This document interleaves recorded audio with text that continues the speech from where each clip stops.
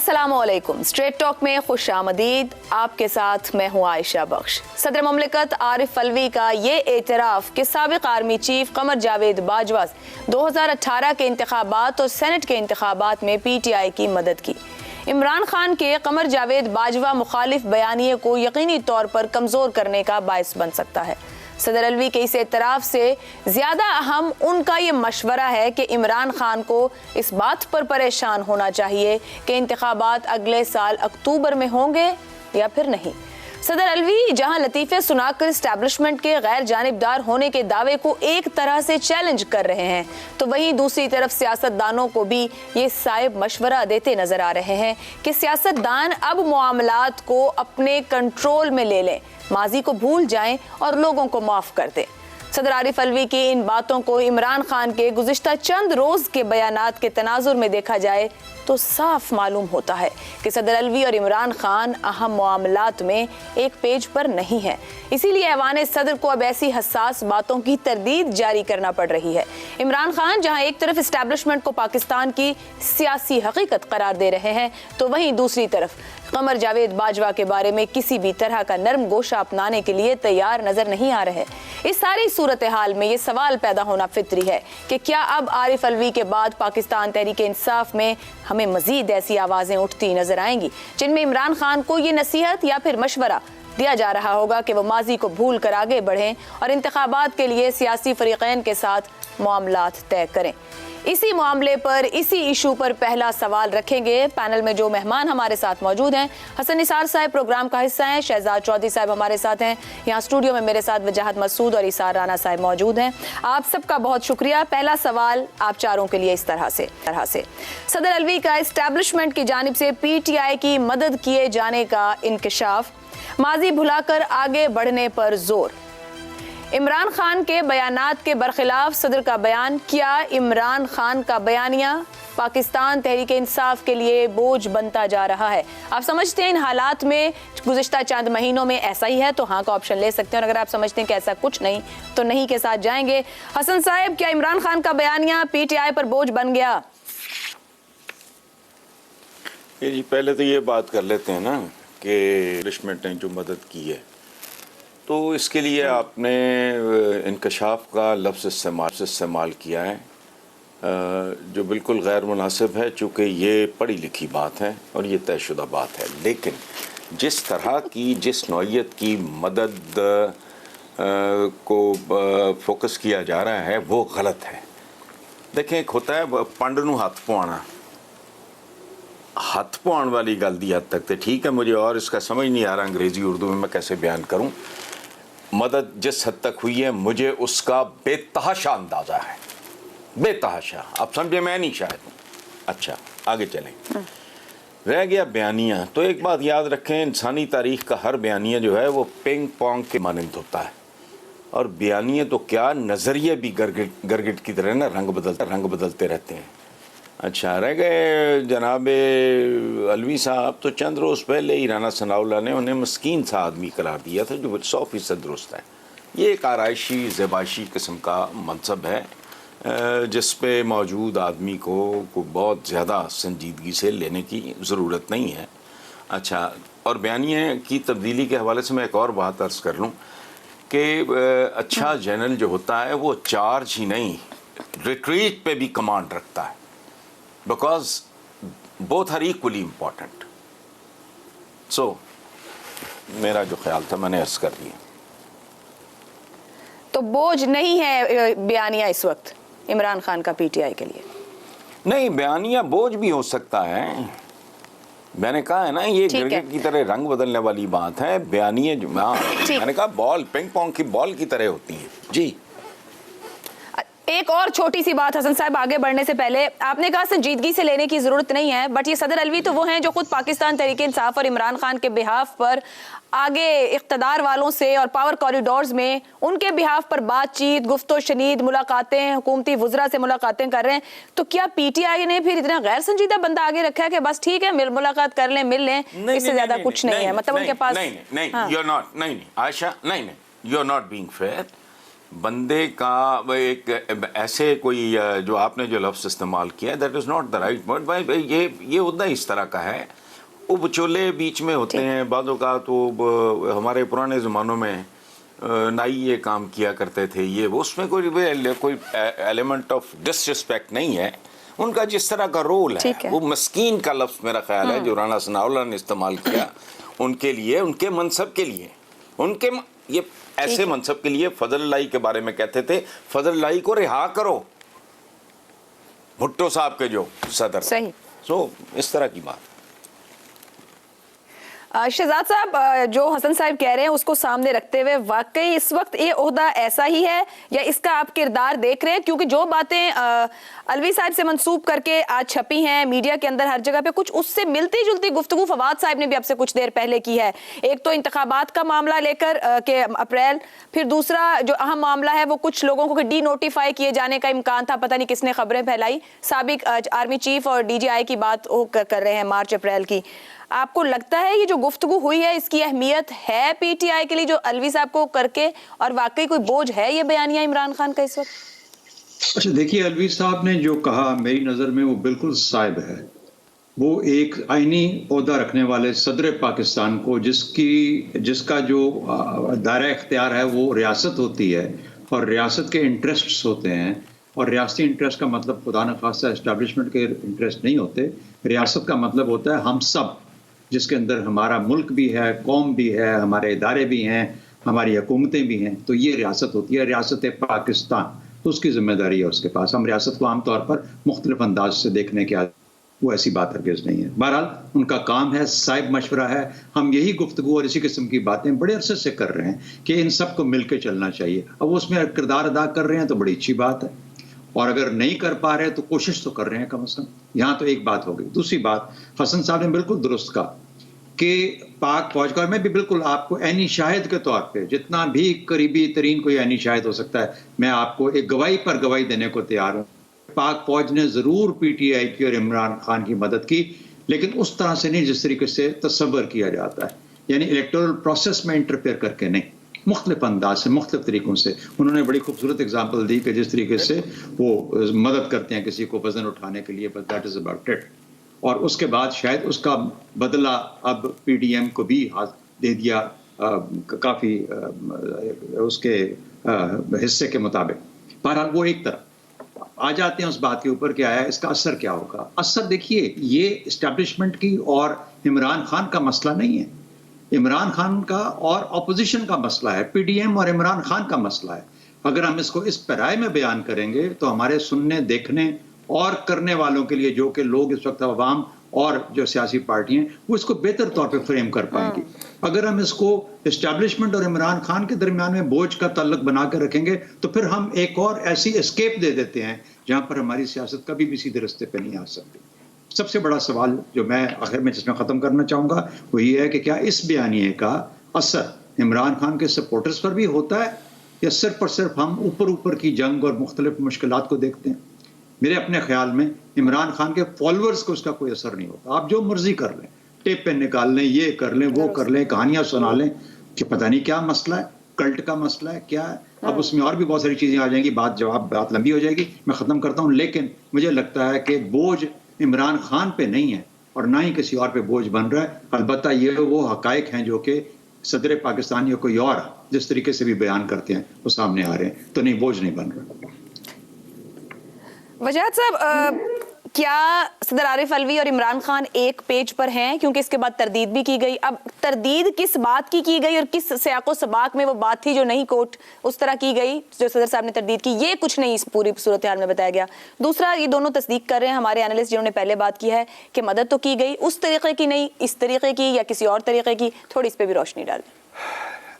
میرے خیال میں دونوں سینئر تجزیہ کاروں نے بہت صحیح بات کی. خاص طور پہ میں نے بہت محظوظ ہوا جب حسن نثار صاحب نے آپ کی طرف سے انکشاف کے لفظ پہ اعتراض کیا.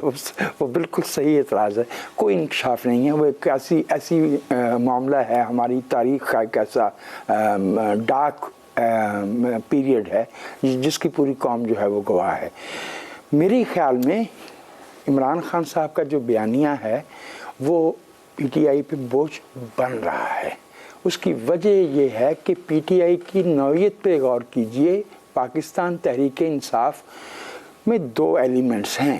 ایک تو عمران خان کے ذاتی فالورز ہیں جن کے بارے میں اگر میں نے صحیح سنا ہے تو بھائی شہزاد نے بھی کہا کہ غالباً کلٹ جیسی کیفیت ہے, ان پہ کسی چیز کا اثر نہیں ہوتا. لیکن دیر آر الیکٹیبلز, مختلف سیاسی جماعتوں سے گھیر کے اس چھتری پہ لائے گئے کبوتر ہیں جو رنگ رنگ کی پارٹیاں اور اشروں سے جو ہے وہ سیاست کرتے چلے آ رہے ہیں. They do not afford Imran خان's categorical absolutist style of politics. یہ جو فواد چودھری صاحب نے آج فرمایا نا کہ ہم اسٹیبلشمنٹ کے ساتھ بنا کے رکھنا چاہتے ہیں, اس پہ بحث ہو سکتی ہے, فواد سے اختلاف کیا جا سکتا ہے, لفظ اسٹیبلشمنٹ پہ اعتراض کیا جا سکتا ہے کہ یہ چیز ہے کیا, کیونکہ اس کا دستور میں کہیں ذکر نہیں ہے. ٹھیک ہے, لیکن میری رائے میں وہ وقت جو ہے وہ زیادہ دور نہیں ہے جب عمران خان کی پبلک سپورٹ جو ہے اس میں, اور جو عمران خان کے ارد گرد بیٹھے ہوئے وہ افراد جنہوں نے انتخاب لڑنا ہے, جیتنا اور ہارنا ہے, ان میں جو ہے وہ فاصلہ پیدا ہوگا. اس لحاظ سے وہ عمران خان صاحب کے طرز سیاست سے ناخوش ہوں گے, ان پہ انہیں چھوڑنے کی باتیں بھی ہوں گی. اور میں سمجھتا ہوں کہ یہ زیادہ فاصلے کی بات نہیں ہے.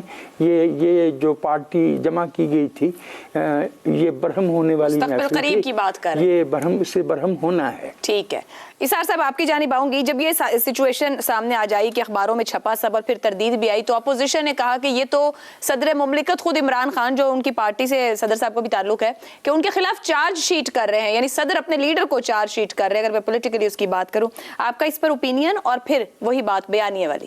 دیکھیں بات یہ کہ ایک تو اختلاف کا مطلب کہیں مخالفت نہیں ہوتا, اختلاف تو 2 بھائیوں میں بھی ہو سکتا ہے, لیکن اصل چیز یہ کہ جو صدر مملکت کہہ رہے ہیں اس بات کی اہمیت کتنی ہے. اور اگر وہ یہ کہتے ہیں کہ پی ٹی آئی کو اسٹیبلشمنٹ نے سپورٹ کیا, تو اگر صدر مملکت کہہ رہے ہیں ریاست کے سربراہ, تو وہ بات کو پھینکا تو نہیں جا سکتا نا, اس کی اہمیت کو ماننا پڑے گا. لیکن اصل بات یہ ہے کہ کوئی اسٹیبلشمنٹ نے پہلی دفعہ کوئی عمران خان کی تو مدد نہیں کی. وہ ایک ایسا دربار ہے جہاں سے سب کو خیرات مل جاتی ہے, بشرطے کہ آپ وہاں تک پہنچ جائیں اور وہاں پہنچ کے کہیں کہ میں نہیں تو کون بے, ٹھیک ہے نا, میں نہیں تو کون, تو وہ پھر وہ ماننا پڑتا ہے کہ ہاں بھائی تو یہ, پھر چلو اس کو دے دیتے ہیں خیرات, تو وہاں سے تو ملتی رہتی ہے. لیکن عمران خان کا جو بیانیہ آپ کا سوال نا کہ کیا ان کے لیے بوجھ بن رہا ہے, تو سوال سمپل یہ ہے کہ بوجھ نہ بھی بنے, لیکن اگر یہ دیکھا جائے کہ آپ خود اگر ایک بات پہ اخلاقی سٹینڈ لے رہے ہیں اور آپ دوسروں کو اس پہ کہتے ہیں کہ جی یہ ایسے اسٹیبلشمنٹ سے آیا, یہ ایسے آیا, تو پھر آپ کو کم از کم اپنے آپ کو اس سے باہر نکال کے ثابت کرنا پڑے گا کہ میں تو عوام کے تھرو آ رہا ہوں یا آیا ہوں. سو یہ بیانیہ عمران خان صاحب کے سامنے بار بار تو آئے گا, لیکن یہ کہ بہرحال یہ کہا جائے کہ بیانیہ بوجھ بن رہا ہے. ڈیفینیٹلی اگر کہیں پہ اخلاقیات سٹینڈ کرتی ہے نا تو پھر تو بن رہا ہے, اور اگر اخلاقیات سٹینڈ نہیں کرتی تو پھر آپ جو مرضی کہتے ہیں کیا فرق پڑتا ہے. اچھا, آپ نے صدر صاحب کے بیان کی امپورٹنس کی بات کی ہے, تو کیا جو مشورہ ہے, یہاں پہ کہا بھی گیا کہ صاحب مشورہ ہے, تو سننا چاہیے, عمل کرنا چاہیے, عمران خان صاحب توجہ کریں گے؟ انفارچونیٹلی خالی یہ مسئلہ عمران خان کا نہیں ہے, یہ دونوں جانب کا ہے. اگر ایک وفاقی وزیر یہ کہتا ہے کہ صدر تو اتنا بے بس ہے کہ اپنے منہ سے مکھی نہیں اڑا سکتا, تو وہ بھی اتنی بے توقیری کر رہے ہیں نا. درست. اور اگر عمران خان کو اگر اکیلے لیں تو عمران خان کے لیے تو وہ صدر مملکت جو ہے وہ اپنے صدر کو ایک پارٹی ورکر کے طور پہ لیتے ہیں, لیکن ریاست کا سب سے بڑا معزز عہدہ جو ہے اس کو جب تک آپ تسلیم نہیں کریں گے, اور اسی میں بھلائی ہے سب کی کہ اگر صدر مملکت کے عہدے کو آپ تسلیم کرتے ہیں تو بہت سارے مسائل خود بخود حل ہو جاتے ہیں. یا مسئلہ یہ کہ سارے یہاں کے پاٹے خان جو ہے نا وہ یہ سمجھتے ہیں کہ بس تلوار اور ہمارے ہاتھ میں ہے اور ہم سے بڑا کوئی جنگجو کوئی نہیں ہے, اور یہی وجہ کہ آپ دیکھ لیں کہ حالات ہم کس طرف جا رہے ہیں اور کس طرح ایک دوسرے کے ساتھ ٹکرے مارتے پھر رہے ہیں. ٹھیک ہے جی, سب سے بڑا آئینی عہدہ, وہاں سے دیا گیا بیان یقیناً اہمیت رکھتا ہے. دیکھنا یہ ہے کہ کیا کوئی بیچ کا راستہ اور یا اس مشورے کو سنا جائے گا یا نہیں. ہمارے پینل کی رائے یہ ہے डिवाइडेड है। 50% ये है कि कोई फर्क नहीं पड़ेगा इस बयानिए का पार्टी के ऊपर, और 50% राय है बिल्कुल असर पड़ रहा है और पड़ेगा भी। थोड़ा आगे बढ़ते हैं। एक एफर्ट पीटीआई की जानिब से जारी है असेंबली की तहलील को लेकर कि 23 दिसंबर को पंजाब और केपी असेंबली तहलील करने की हिकमत अमली नाकाम बनाने का दावेदार हुक्मरान इत्तेहाद इसे अपने प्लान ए की कामयाबी करार दे रहा है, और अब प्लान बी को कामयाब करने के लिए नून लीग और पीपीपी ने पंजाब असेंबली के हुकूमती अरकान से फैसला कुन राबतों के लिए मनसूबाबंदी मुकम्मल कर ली है, जिसके तहत काफ लीग के नाराज अरकान को चौधरी शुजात परवेज इलाही को वोट ना देने पर राजी करेंगे।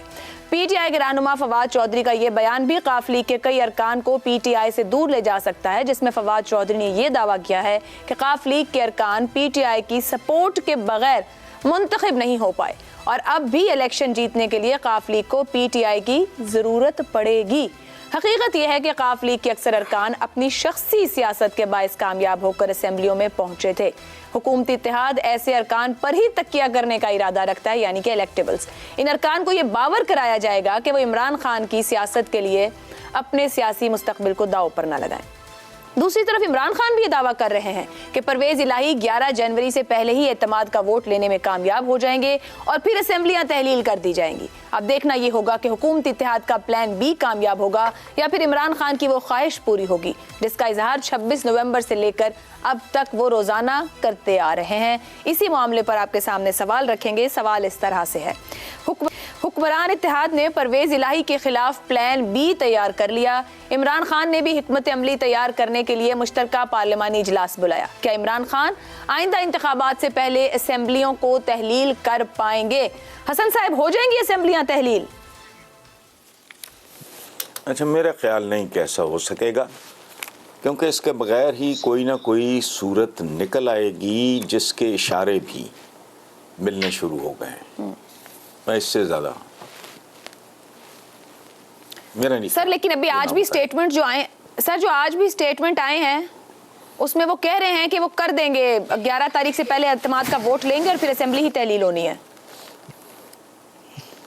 तो फिर स्टेटमेंट्स मैं गिनवाना शुरू हो जाऊंगा तो आप फिर मुझे टाइम ही नहीं दोगे। खुदकुशी कर लेंगे फलाना। स्टेटमेंट्स को छोड़ें यार, ये को मेरी आपकी स्टेटमेंट है, ये एक पॉलिटिशियन की स्टेटमेंट है, इसका क्या है? Doesn't make any difference. Shahzad साहब, हसन साहब ने तो कैटेगोरिकली कह दिया कि बिल्कुल नहीं असेंबलियां तहलील होनी। ये प्लान ये चल रहा है, राब्ते हो रहे हैं, प्लान बी होगा। फिर अब पहला जो हिस्सा गुजरा उसमें दोनों ही जीत कह रहे हैं। वो उधर से पीटीआई कहती है हमारी जीत हुई है, जैसे हुकूमती इत्तेहाद समझता है कि असेंबलियां तहलील नहीं हुई उस तारीख पे तो हमारी जीत हो गई है। आपकी क्या राय है, क्या होगा? नहीं, देखें, अगर असेंबली तहलील करनी होती तो फिर केपी की भी हो सकती थी, वो भी नहीं हुई। यानी कहीं ना कहीं पे तो पहला कदम उठाना चाहिए ना। तो उनको भी मालूम है कि क्या सही है और क्या गलत है और उनके अपने अंदर क्या सोच है। बहरहाल देखिए, प्लान ए या बी या सी कुछ भी मैटर नहीं करता, प्लान एक ही है और वो प्लान ये है 180 मेंबरान का और 190 मेंबरान का। 180 वालों ने 186 बनाने हैं और 190 वालों ने 190 को होल्ड करना है। ये असल प्लान है। अच्छा, अब जब तक ये प्लान तब्दील नहीं होता कुछ भी तब्दील नहीं होता। बाकी जब वो एतमाद का वोट ले लेते हैं, जब भी लेते हैं या नहीं लेते, या ले लेंगे, मेरे ख्याल में तो ले लेंगे, उसके बाद वैसे ही 6 महीने के लिए कोई ना अदम एतमाद ना एतमाद, कुछ और उनको कहा ही नहीं जा सकता कि आप एक और एतमाद या अदम एतमाद करें। 6 महीने की रिप्रीव मिल जाती है, खलासी हो जाती है। फिर परवेज इलाही की मर्जी है कि वो इलेक्शन करवाए, असेंबली डिसॉल्व करे या ना करे। अच्छा, क्योंकि उसके बाद जो पीटीआई के पास ऑप्शन है कि अगर वो नहीं करते और ये इस्तीफे दे देते हैं तो अपोजिशन हावी हो जाती है उसके नंबर, क्योंकि असेंबली तो डिसॉल्व नहीं हुई। बहरहाल वो उसको एक तरफ रखते हैं। मेरा ख्याल है कि इनको सबको बहुत समझ है और ये जिनको फवाद चौधरी साहब, हम बाकी हम बहुत सादा लोग समझते हैं जिनको मेंबरान को ये एड्रेस करते हैं, ये भी जानते हैं कि यार मैंने 15 करोड़ लगा के फिर इसी असेंबली में आना है, तो और फिर जाके तो मैं क्यों 15 करोड़ लगाऊं फिर से, जबकि मुझे पता है कि और 8, 9, 10 महीने मैं अपनी जगह पे कायम रह सकता हूँ। परवेज इलाही भी यही सोचते हैं, PMLQ के बाकी लोग भी सोचते हैं, हो सकता है उनके अपनी पार्टी के मेंबरान भी सोचते हो। तो इसलिए पंजाब में और KP में कोई तैयार नहीं है असेंबली तहलील होने पे, और कम से कम कोई राजी इतना खुशी से नहीं होगा कि वो असेंबली तहलील की जा सके। और इमरान खान को सोचना चाहिए कि असेंबलियां क्यों तहलील कर रहा हूँ, इसलिए कर रहा हूँ कि मैं या वो पहुंच जाए, वफाक में वज़ीर आज़म बन जाए।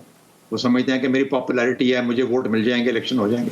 کیا کہ اگلے الیکشن ہی نہ کروائیں اور وہ اکتوبر میں جا کے اگلے سال کروائیں اور صرف پنجاب میں اور کے پی میں الیکشن کروا دیں. تو میرا خیال ہے کہ ایک پولیٹیکل آپشن تو ہے, لیکن مجھے کوئی بہت اس کے اندر افادیت محسوس نہیں ہوتی. پولیٹیکل آپشن ہے, افادیت نہیں ہے. ایک بریک کی طرف جائیں گے اور یہاں جو بات ہو رہی ہے کیا انتخاب جلد ہو جائے گا, پی ٹی آئی ابھی تک کسی موقف پر ہے. صدر صاحب نے جو تجویز دی اس کا مطلب بھی یہی ہے کہ آپ ایفرٹ ساری لگائیں, بات کریں اپریل مئی میں. فواد چودھری نے کچھ دیر پہلے والی گفتگو میں پھر یہی کہا ہے, اور عمران خان صاحب نے بھی گزشتہ انٹرویو میں کہ ان کو لگ رہا ہے کہ اپریل میں انتخاب ہو جائے گا. بریک کے بعد گفتگو کریں گے کہ کیا واقعی اسمبلیاں تحلیل نہیں اور اپریل میں انتخاب آنے کو ہیں. اس بریک کے بعد اسٹریٹ ٹاک میں ایک بار پھر خوش آمدید. جس سوال پر ہم بات کر رہے تھے, حکمراں اتحاد نے پرویز الہی کے خلاف پلان بی تیار کر لیا. عمران خان کی حکمت عملی کے لیے مشاورت. کیا عمران خان آئندہ انتخابات سے پہلے اسمبلیوں کو تحلیل کر پائیں گے؟ وجاہت صاحب. بالکل نہیں کر پائیں گے. اس کا نہ کوئی منطق ہے اور نہ یہ ممکن ہے. سمپل کیلکولس کا معاملہ ہے.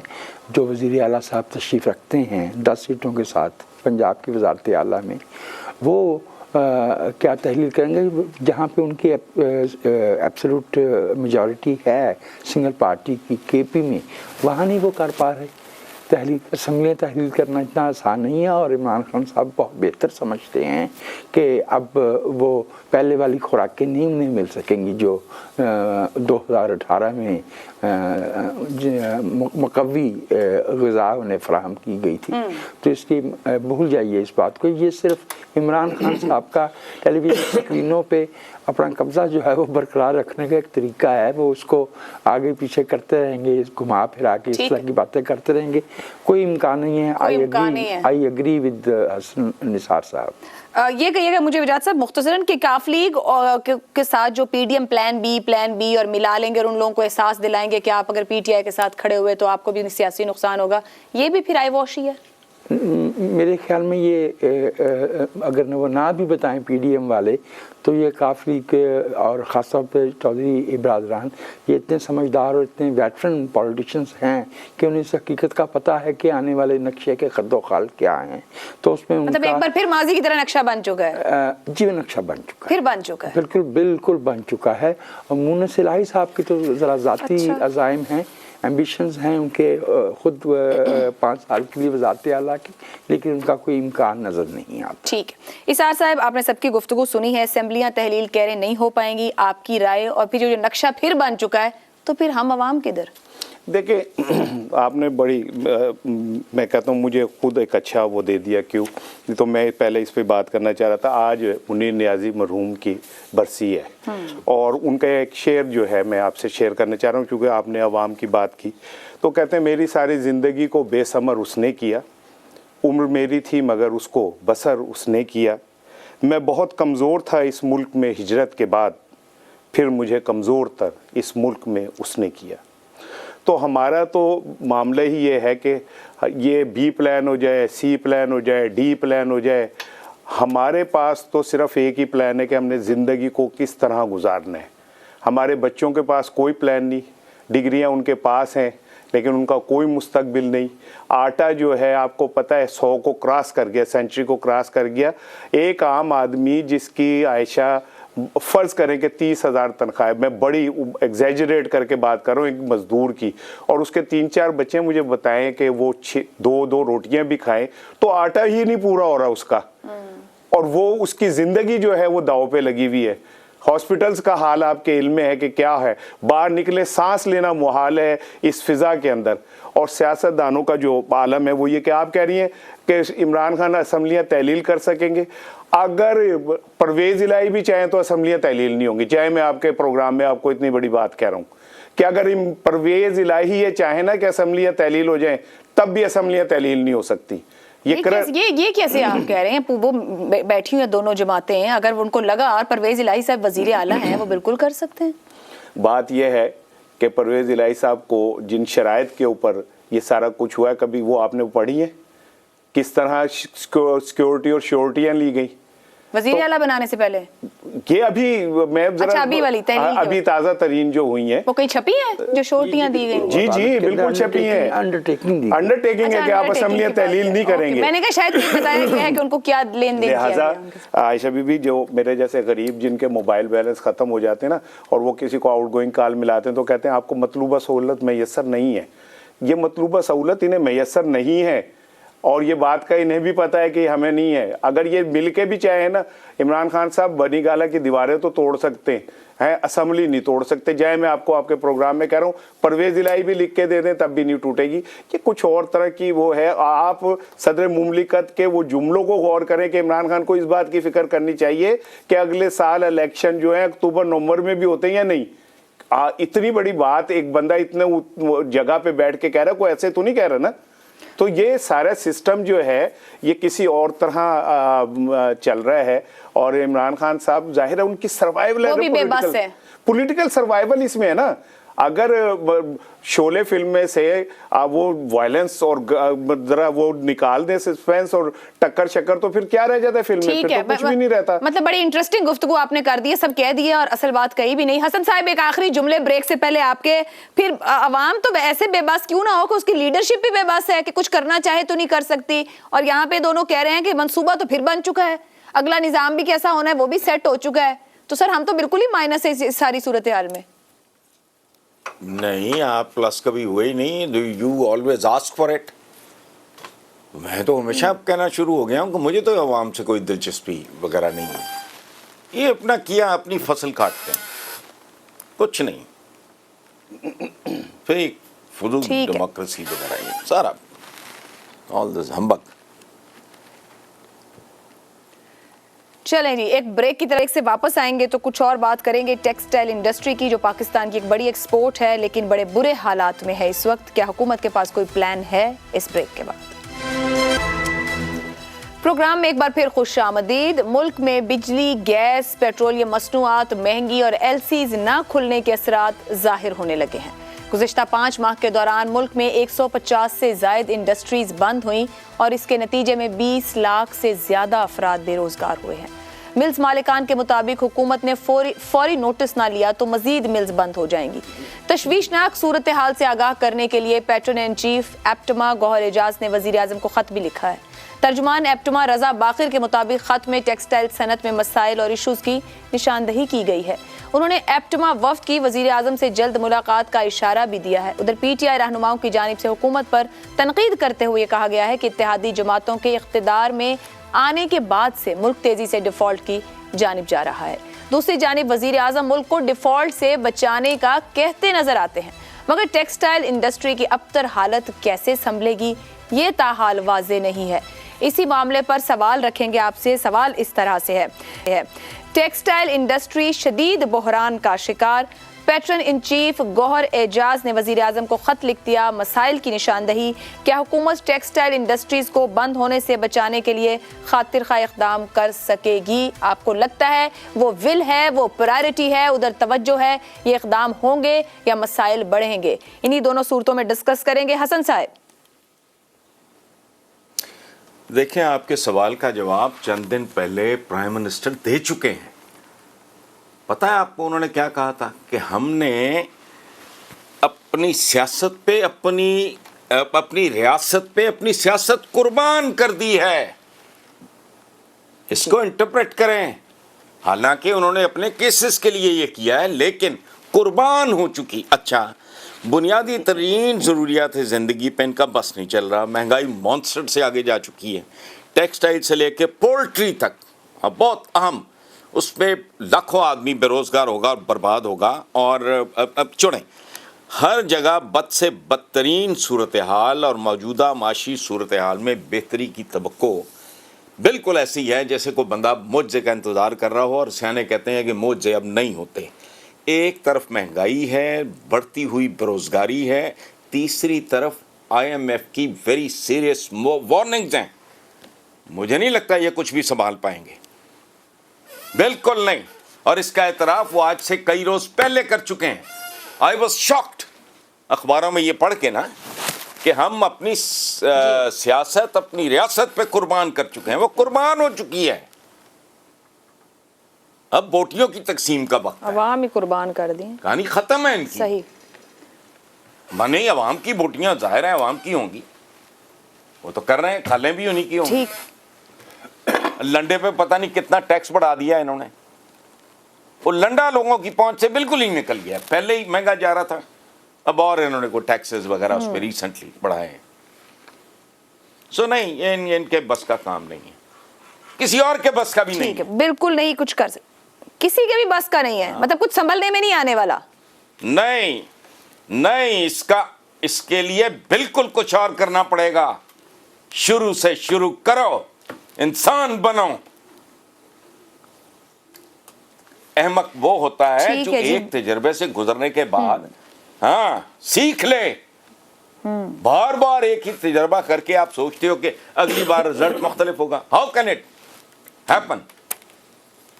ان کے بھی نہیں, کسی اور کے بھی بس کی بات نہیں ہے. بنیادی جوہری تبدیلیوں کی طرف آؤ. شہزاد صاحب, حسن صاحب کہہ رہے ہیں کہ سیکھنا پڑے گا, جو کچھ غلطیاں ہوئیں اور شروع سے شروع کرنا پڑے گا. ایک فگر ہے پچھلے سال اکتوبر 21 کا ٹیکسٹائل ایکسپورٹ کا $1.60 بلین تھی, اور ابھی اکتوبر 22 میں وہ $1.33 بلین, 16 to 17% لاس ہے. اور جو جولائی 2022 کی رپورٹ ہے وہ بتا رہی کہ $1 ارب نقصان کا خدشہ ہے ہمیں ایکسپورٹ میں. تو یہ تو اتنا بڑا فال دکھائی دے رہا ہے, بالکل سلائڈ کرو ہے ڈاؤن سائڈ پر. اچھا یہ بتائیں کہ وہ جو 1.6 بلین جب آیا تھا تو آپ کو کیا فائدہ پہنچا تھا, یا اسار صاحب کو یا مجھے یا حسن صاحب کو بھی میرا نہیں خیال پہنچا ہے, یا وجاد بھائی بھی اس سے مبرر رہے. تو یہ 1.33 ہو جائے گا تو ہمیں کیا فرق پڑے گا؟ پہلی ایک بات. دوسری بات, نہ میری ٹیکسٹائل مل ہے, نہ آپ کی ہے, نہ کسی اور کی ہمارے پینل کے اوپر. حسن صاحب کی ڈیفینیٹلی نہیں ہے, ان کا تو مجھے پتا ہے ان کے پاس بھی نہیں. لیکن حکومت میں بیٹھے ایسے لوگ ہیں, ایسی جگہوں پہ بیٹھے ہیں, کلیدی جگہوں پہ, جن کی ٹیکسٹائل ملیں بھی ہیں, شوگر ملیں بھی ہیں. ابھی تو ٹیکسٹائل کا سیزن آیا نا, ابھی تھوڑے دنوں کے بعد شوگر کا سیزن آنے والا ہے, اس کے اندر بھی یہی کچھ ہوگا. تو اس کو کیا کہتے ہیں؟ اس کو کہتے ہیں جب یہ سب کے سب انٹرسٹ اکٹھے ہو جاتے ہیں, ایک ہی انٹرسٹ والے لوگ, تو وہ ایک گروہ تشکیل دیتے ہیں جو کہ اپنے فائدہ حاصل کرنے کے لیے پھر بیک ہینڈڈ طریقے استعمال کرتا ہے. اس کو عرف عام میں مافیا کہا جاتا ہے. تو جیسا ایک شوگر مافیا ہے, اس میں ایک ٹیکسٹائل مافیا ہے. سوال یہ اٹھتا ہے کہ آج یہ کیا مانگ کیا رہے ہیں؟ یہ مانگ یہ رہے ہیں کہ ہماری ان پٹ کاسٹ جو ہے, یعنی بجلی کی اور گیس کی قیمتیں کم کرو, ان کی فراوان پہلے سپلائی کرو اور اس کے بعد ان کی قیمتیں کم کرو. ایک ایسی حکومت ہے جس کے پاس بجلی پیدا کر کے جو کرنے والے لوگ ہیں ان کو پیسے دینے کے لیے پیسے نہیں ہیں. یہ لوڈ شیڈنگ اس لیے نہیں ہے کہ بجلی نہیں ہے, یہ لوڈ شیڈنگ اس لیے پاکستان میں ہوتی ہے کہ بجلی پیدا جو کر رہی ہیں ان کو پیسے دینے کے لیے نہیں ہے, اس لیے کہتے ہیں کہ مت پیدا کرو. تو اس لیے یہ مسئلہ ہے پاکستان کا. یہ بجلی اور گیس کی قیمتیں کم کرانا چاہ رہے ہیں. ان سے سب سے پوچھیں, یہ سارے گوہر اعجاز صاحب تو بڑے اچھے باعزت انسان ہیں, ان سے بھی بڑے اس وقت بڑے لوگ آ کے بیٹھے, جو گادری بیٹھے ہوئے ہیں, جو کہ ابھی واپس آئے, باہر سے واپس آئے, جن کی یہ ملیں ہیں سب کی سب, یہ سب مل کے کیا گفتگو کرتے ہیں کہ یہ وقت ایسا مشکل ہے, ڈالر کم ہو گئے ہیں, اب ڈالر کو حاصل کرنے کے لیے یہ رستہ اختیار کیا جائے اور فوائد حاصل کیے جائیں, کہا جائے کہ ہم ڈالر لا کے دیں. ان سے یہ پوچھ لیں کہ جو ڈالر کمائے تھے اس میں سے باہر کتنے پڑے ہیں. بے شک چاہے وہ اصول کے مطابق ہی ہو, قانون کے مطابق ہو, واپس کب لے کے آؤ گے؟ کیوں لے کے نہیں آئے؟ تمہیں نہیں پتا ملک کے اندر کیا حالات ہیں؟ تمہیں نہیں پتا عوام کا کیا حال ہے؟ باہر کیوں رکھے ہوئے ہیں پیسے؟ واپس لے آؤ, یہاں پہ لے آؤ اپنے ملک کے اندر. کم از کم ملک کے حالات ہی بہتر ہو جائیں گے, شاید عام آدمی کو بھی کسی حد تک کوئی فائدہ پہنچ جائے. ڈالر کی قیمت کم ہو جائے گی, قیمتیں کچھ اس سے فرق پڑ جائیں گی. تو بہت کچھ ہے کہنے کے لیے. میرا خیال ہے کہ اس معاملے کو یہیں تک رہنے دیجئے کہ گروہی مفادات کے پیچھے کوئی کچھ بھی کرنے کو تیار ہے. پاکستان کا حامی کوئی نہیں ہے, عوام کی نظر سے کوئی نہیں دیکھتا پاکستان کو. پر ان ایشوز پہ ہم روزانہ کوشش کریں گے بات کریں, اور بار بار بات کریں کہ جیسے بات ہوئی اشرافیہ مافیا, عمران خان صاحب بھی 4 سال میں کہتے رہے کہ مجھے تو مافیا نہیں ہلنے دے رہا, چلنے دے رہا. ابھی شوگر انڈسٹری کی بھی وجہ سے بات ہوگی ہے, وہاں سے بھی ایکسپورٹ عوام کو نہیں کھانے کو دیں گے, ایکسپورٹ کرنے کے لیے پہلے ہیں. تو عوام تک کیسے چیز جائے گی؟ یہ 20 اگر میں کہہ رہی ہوں لاکھ افراد سے زائد بے روزگار ہو گئے صرف ٹیکسٹائل سے, باقی انڈسٹریز کے حالات کیا ہوں گے؟ ایک میں آپ سے بالکل سامنے کی بات ہے لیکن پھر بھی دہرائے دیتا ہوں کہ ٹیکسٹائل ہماری ایکسپورٹ کا سب سے بڑا حصہ ہے. یہ تکیے اور یہ چادریں ہی ہیں ہمارے پاس بیچنے کو دنیا کے لیے. 80 ارب کی امپورٹ تھی اور 30 अरब के डॉलर का जो है वो हमारा एक्सपोर्ट था पिछले साल में। और हम ये जो तरसीलात ज़र पे खुशियाँ मनाया करते हैं, एक तो ये कि ऑलरेडी उसका वॉल्यूम कम हो रहा है, और मैं ये भी आपसे अर्ज़ करूं कि आने वाले दिनों में हमें इसमें मज़ीद दिक्कत पेश आए कि ये तरसीलात ज़र जिस सतह तक जा चुकी हैं, जो सेकंड और थर्ड जनरेशन वहाँ यूरोप और कनाडा में पैदा हुई है, वो उनके पास यहाँ पाकिस्तान में वो रिश्ते नहीं हैं जिन्हें वो पैसे भेजेंगे। ये बिल्कुल सही फरमाया है शहजाद भाई ने। बिल्कुल इसी तरह से ये कार्टल्स बनते हैं, माफियाज बनते हैं, शुगर वाले, फ्लोर वाले, टेक्सटाइल वाले कितना टैक्स देते हैं, कितनी टैक्स करते हैं। ठीक किसने करना है? ऊपर बात की एक जौहरी तब्दीली की जरूरत है, सीख ले किसने, किधर से? He could not have been more correct, but Hassan Nisar was saying that means मेरी अपनी महदूद अकल के मुताबिक मैं जो समझ पाया हूँ, जौहरी तब्दीलियों की वो बात कर रहे हैं। पहले तो वो ये कह रहे हैं कि हमें अपने अखराजात को रैशनलाइज करना चाहिए, हमें अपनी आम जिंदगी को रैशनलाइज करना चाहिए। जंग जीतने वाला बरतानिया अगर 1956 तक यानी 11 साल राशन बंदी कर सकता है, तो हमें जो है वो ये लग्जरी आइटम्स की इंपोर्ट की ज़रूरत जो है वो क्यों है? हमें अगर हमारा ह्यूमन डेवलपमेंट इंडेक्स पे 161वां नंबर है, तो हम वेपन प्रोक्योरमेंट में 9th नंबर पे क्यों हैं? रैशनलाइज करना इसी को कहते हैं। हमने ये जो एलीट को, अपनी ब्यूरोक्रेसी को, और ये वाले लोग जिनकी तरफ शहजाद भाई इशारा कर रहे थे, इन लोगों को जो डायरेक्ट टैक्स नहीं जिन पे लगाते, इनडायरेक्ट टैक्स लगता है, वो मेरी जेब से भी जाता है और मियां मंशा की जेब से भी उतना ही जाता है। ठीक है। तो ये फैसले हैं जिनकी तरफ मेरी नज़र में भाई हसन निसार इशारा कर रहे हैं, जौहरी फैसले। We have to Titan our belt if we have to survive as a nation. ठीक है। इसार साहब, जो गुफ्तगू हुई दोनों, एक तो उसी पे सवाल के ऊपर क्या इक़दामात, और जो अभी ये बात हो रही कि हम इक़दामात कर नहीं पा रहे, क्यों? देखें, इकबाल साजिद साहब का एक शेर है कि जहाँ भूचाल बुनियादों फसीलो दर में रहते हैं, हमारा हौसला देखो हम ऐसे घर में रहते हैं। ये तो हमारा हौसला। अभी मेरा भाई जो कह रहा था ना कि हमें लाइफस्टाइल ये इसमें तब्दीली लानी होगी, तो देखें इस मुल्क में 2 लाइफस्टाइल हैं। एक है फाकों से उकता के मर जाने का लाइफस्टाइल, एक है अपने बच्चों को भूखा मरते हुए देख के उन्हें नहर में अपने ऐसे बाजुओं में दबोच के और नहर में छलांग लगा देने का लाइफस्टाइल, और एक है जिसमें इंपोर्ट में पाबंदी के बावजूद अगले दिन अपने कुत्तों की खुराक बाहर से बुलाने के लिए इंपोर्ट खुलवाने का लाइफस्टाइल। यहाँ पे मसला ये है कि जो लोग गरीबों के नाम पे जदोजहद करते हैं, वो चंद सालों में अमीर से अमीर तरीन हो जाते हैं और गरीब वहीं का वहीं रह जाता है। अब दूसरी बात यह कि अभी मुर्शदी हसन भाई ने जो कहा कि महंगाई, बेरोजगारी, IMF, ये 3 तरफ से हम जकड़े में, 3 तरफ से नहीं, मुर्शदी इजाजत हो तो एक और है। जिस तरह हमें अब चारों तरफ से दहशतगर्दी का शिकार किया जा रहा है, ये आप समझे तो सही, ये हो क्या रहा है? एक तरफ हम मुआशी दहशतगर्दी का शिकार हो रहे हैं, एक तरफ हमारे पे अचानक चारों तरफ से इस तरह की यलगार हो रही है। और अफसोस, बल्कि सद अफसोस ये है कि ये हमारे सियासतदान टटीरियों की तरह आसमान की तरफ टांगे करके समझ रहे हमने आसमान सर पे उठाया, वही नहीं, ये पता ही नहीं है कि इनके साथ हो क्या रहा है, इस मुल्क के साथ क्या हो रहा है। और अगर इन्हें पता है तो ये बराबर के मुजरिम है उन लोगों के साथ जो इस मुल्क के खिलाफ साजिशें कर रहे हैं। ये ऊपर बैठे हुए लोग जिनको पता है कि हम जाके मुआशी तबाही का शिकार हो रहे हैं, जिन्हें पता है कि हमारा सोसाइटी जो है तबाही के करीब पहुंच गया है, और ये सिर्फ अपने लल्ले तल्लों के ऊपर जिंदगी गुजारे। लतीफ़ा सुना करें ना कि लोग भूखे मर रहे होते हैं और हम कहते हैं हमने अपनी सियासत कुर्बान कर दी, तो करो, पैसे लेके आओ यार। सारे इमरान खान समेत सब ऐलान कर देना कि हम अब कोई पैसा नहीं लेंगे असेंबली से, कोई TADA नहीं लेंगे, कोई हम मेडिकल का बिल नहीं लेंगे, और ऐलान करें ना कि हम अपनी सारी जायदादें जो हैं कौमी खजाने में करते हैं। बिजली, मुफ्त गाड़ी, मुफ्त पेट्रोल सब ले रहे हैं आप, इतनी बड़ी-बड़ी बातें। दर्द कौम दा तो थोड़ा आगे आओ ना, खाली बयानात से तो नहीं ना पेट भरते। और जिस जगह पे हम मौजूद हैं, ये खौफनाक तरीन सिचुएशन है, मैं आपको बताऊं आयशा, और हम आंखें बंद करके और हम ये समझ रहे हैं कि दुनिया बड़ी महफूज है, दुनिया हमारे लिए महफूज नहीं रही है। ठीक है जी, आंखें बंद करके बचा नहीं जा सकता कि बिल्ली नहीं बैठी हमला करने को। हालात में है, हुकूमतों को और लीडरशिप को सोचना होगा, फैसले करना जरूरी है और कर लेने चाहिए। आप अपना फीडबैक भेज सकते हैं। मेहमानों का शुक्रिया अदा करेंगे, कल फिर आपसे मुलाकात रहेगी। इजाजत दीजिए, अल्लाह हाफ़िज़।